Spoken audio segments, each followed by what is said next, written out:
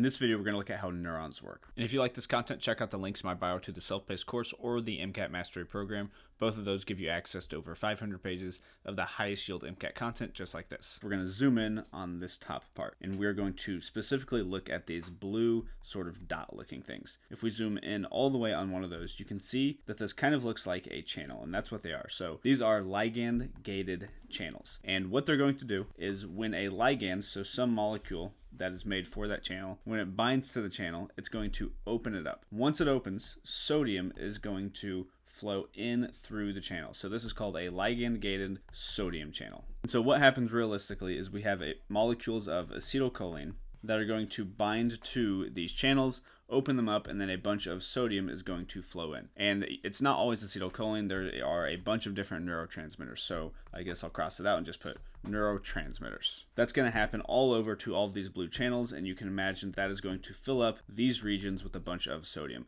And there's going to be so much sodium that the sodium is going to start to diffuse all the way down the neuron. And eventually, all of this sodium is going to reach this area here. So now we have a bunch of sodium at this area.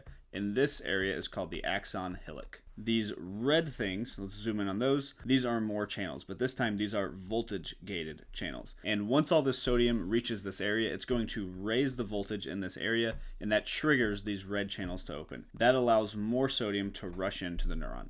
And then you can imagine that the voltage here raises, and that's going to open up the next sodium channels. The sodium is then going to diffuse and go down the cell into this area here, and you can see that there are more red channels. Those open because the voltage raises and more sodium floods into that region of the cell, and this continues all the way down the neuron until we reach the very end of the neuron. Once we reach the end, we have these purple channels. So all of the sodium rushes down here all the way to the end.